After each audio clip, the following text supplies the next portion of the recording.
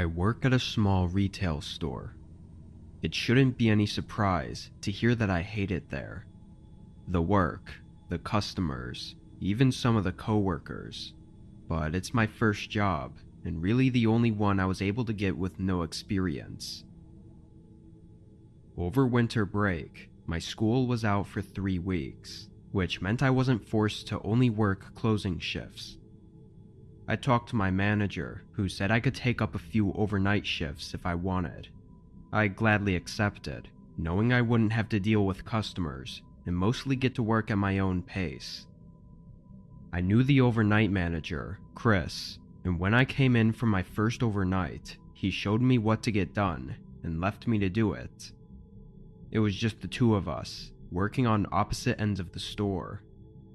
Being overnight though, it was really nice getting to work in peace and even listen to music as I did. But it only took a couple of hours for the fun of it to wear off. I was actually getting really bored and even a little sleepy, not talking to a single person. It was just past 1 a.m., so I let Chris know I was going to take my 15. I grabbed my lunch from the fridge in the break room, then left the building and sat in my car. I scarfed down my food, hoping to have 10 minutes for a quick nap. But before I rested my eyes, I noticed someone standing next to the building. The entire parking lot was empty and dark, with only the lights from inside the retail store on. So there was no reason for anyone to be here. The guy was looking into the windows like he was trying to see inside. It was so odd that I felt like I had to stay awake to watch the guy. He looked like a pretty tall dude with short hair, wearing a dark leather jacket and some old boots. I watched him for the rest of my break, so a whole 10 minutes, and the guy still stood outside and was just watching in the windows of our store. Having to clock back in though, I got out and started walking toward the front doors. I was walking fast, hoping to slip by without the guy having a chance to stop me. But before I even got halfway through the parking lot, he spun around and looked at me.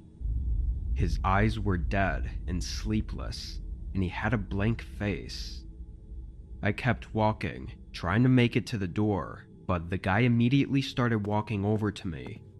He was maybe 10 feet away as I came up and started unlocking the door, and he called out to me as I hurried inside and locked it behind me.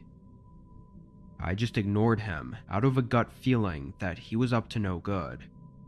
Maybe it was harsh of me to not at least see what he wanted, but at the time, I just had a really bad feeling about him. I made my way to the back to use the bathroom, then was back on the sales floor a few minutes later. I wanted to get back to work, but I felt tempted to check on the front windows and see if the guy was still creeping around out there. So I walked up to the front, expecting to see his creepy eyes staring through the window, but he wasn't there, not even anywhere in the parking lot. I figured he left for good, so I went back to the aisle I was working in. Another few minutes went by. It was probably 1:30 by now, when suddenly the alarm sounded through the building. I knew exactly what it was right away. It was the back door that was in the storage area of the building. Sometimes the managers would toss stuff in the dumpster out back and accidentally trip the alarm, but with only Chris working, it seemed really unlikely.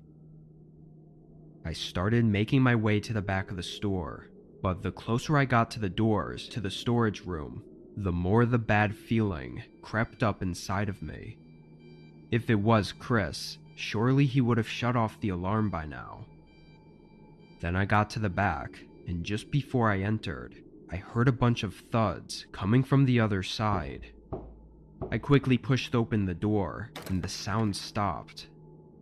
Down the large hallway, I could see the back door wide open, and there was no sign of Chris anywhere. "Chris?" I called out. He didn't respond, but instead, a moment later, a head peered around the corner on the other end of the hallway. I recognized that man's creepy dead look right away and felt my whole body tense up.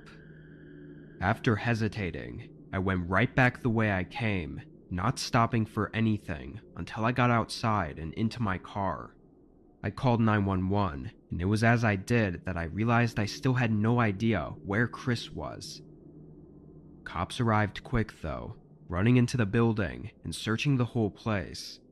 Thankfully, they found Chris unharmed. He had locked himself in the manager's office after the guy broke in and chased him.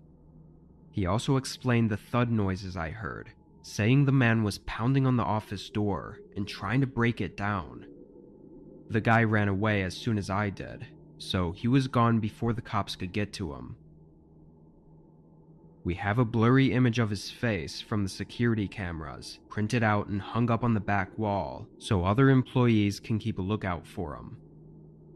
As far as we know, he hasn't come back, and there's no saying what he was trying to do that night. I'm just lucky that my gut feeling was working well that night.